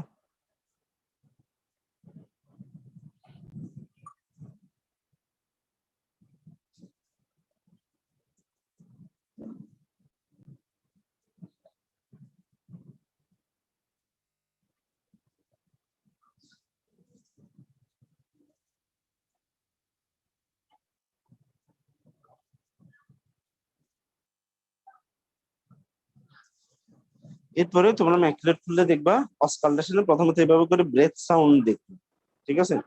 ব্রেথ সাউন্ড কি ভেসিকুলার নাকি হচ্ছে ব্রঙ্কিয়াল নাকি ভেসিকুলার উইথ প্রলং এক্সপিরেশন, ঠিক আছে? এগুলো আমি যদি এখন পুরো দিনও বলতে থাকি বুঝবা না, কিন্তু এগুলো আস্তে আস্তে যখন ব্রঙ্কিয়ালটা বলা হচ্ছে ট্রাকিয়ার উপরে দিয়ে যে সাউন্ডটা শোনা যায়, বাসায় স্থিত থাকলে ট্রাকিয়ার মধ্যে নিজেদের ট্রাকিয়ার মধ্যে একটু করে স্থিতটা রাখবা, ওখানে যে সাউন্ডটা শোনা যায় ওটা যদি লাংসের কথা শোনো এটাকে বলা হয় ব্রঙ্কিয়াল সাউন্ড। ব্রঙ্কিয়াল মানে হচ্ছে যে মানে দুইটা আলাদা আলাদা সাউন্ড শোনা যাবে, দুইটার মধ্যে পার্থক্য করা যাবে, ঠিক আছে? একটা হচ্ছে ইন্সপিরেশনের সাউন্ডটা শোনা যাচ্ছে, এক্সপ্রেশনের সাউন্ডটা শোনা যাচ্ছে, দুইটার মধ্যে একটু হালকা গ্যাপও আছে ট্রাকের উপরে যেটা শোনা যায়। আর যদি তুমি লাংসের উপরে রাখো, চেস্টের উপরে, তাহলে যেটা পাচ্ছ নর্মালি এটা হচ্ছে ভেসিকুলার। কিন্তু যে কোনো শ্বাসকষ্টের বা রোগীকে যদি দেখো তাহলে ভেসিকুলার উইথ প্রলংড এক্সপিরেশন মনে হবে, মনে হয় যে ইন্সপিরেশনটা ঠিক আছে কিন্তু এক্সপিরেশন অনেকক্ষণ ধরে হচ্ছে, সাউন্ডটা একটু করে শোনা গেল কিন্তু নিঃশ্বাস ফেলতেছে অনেকক্ষণ ধরে নিঃশ্বাস ফেলতেছে, ঠিক আছে? স্যার আচ্ছা ব্রঙ্কিয়ালের এরপরে মধ্যে কোনটার sorry, sound high pitch? Bronchial sound, জি স্যার। সরি বুঝিনি, বলো। স্যার ব্রঙ্কিয়াল সাউন্ড আর ভেসিকুলার সাউন্ডের মধ্যে কোনটা হাই পিচ সাউন্ড? আমি এটা নিয়ে পরের ক্লাসে আর একটু আলোচনা করব, ঠিক আছে? এগুলো নিয়ে পরের ক্লাসে ইন ডিটেলস আমি স্লাইড রেডি করে আলোচনা করব, ঠিক আছে? ব্রঙ্কিয়াল খুব সম্ভবত হচ্ছে লো পিচ সাউন্ড, ঠিক আছে? ব্রঙ্কিয়াল এটা পিচ বুঝতে হলে তোমাকে এই সাউন্ড গুলো হচ্ছে শুধু এই বইয়ের লেখা পড়ে না, তুমি এই সাউন্ড গুলো শুনতে হয়। শোনার কয়েকটা ওয়ে হচ্ছে ঘেটে দেখো পাও কিনা, ঠিক আছে? অথবা হচ্ছে অনেক সময় অনেক জায়গায় এগুলোতে কিছু কিছু ইয়া পাওয়া যায়। ব্রঙ্কিয়াল সাউন্ড দিয়ে তুমি যদি ইউটিউবে সার্চ দাও ওখানে চলে আসবে, অথবা ভেসিকুলার প্রলংড রেসপিরেশন ইউটিউবে সার্চ দিলে পেয়ে যাবে। এগুলো হাই পিচ লো পিচ এভাবে করে তুমি মনে রাখতে পারবে না, বা হচ্ছে এগুলা রোগীর সামনে গিয়ে এটা মনে রাখতে পারবে না। রোগীর সামনে তোমাকে শুনে শুনে, ওই যে বললাম না, ডাক্তারি হচ্ছে পুরাই তোমার এটা কানে দেওয়া মাত্রই হ্যাঁ এটাই হচ্ছে ব্রঙ্কিয়াল, শেষ, আর কোনো কথা নাই।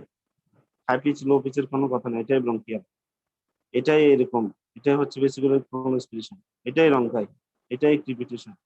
এখানে ওই টার্ম গুলো জাস্ট বইয়ের জন্য বা হচ্ছে এমনিতে জানার জন্য, মুখস্থ করার জন্য, কিন্তু এগুলো হচ্ছে শুনে শুনে তোমার কানকে প্র্যাকটিস করাই ফেলতে হবে, ঠিক আছে? পরের ক্লাসে এগুলো নিয়ে আরেকটু আলোচনা করা হবে ডিটেইলসে। স্যার আরেকটা ক্লাস শুরু হয়েছে। ওকে, তাহলে তাহলে আজকের ক্লাসে দুর্বল থাকুক, পরের ক্লাসে এগুলো বলা হবে, ঠিক আছে? তাহলে আজকের ক্লাসে তোমাদের সবাই আছে? জি স্যার। ওকে, তাহলে আসসালামু আলাইকুম। আসসালামু আলাইকুম। আসসালামু আলাইকুম স্যার।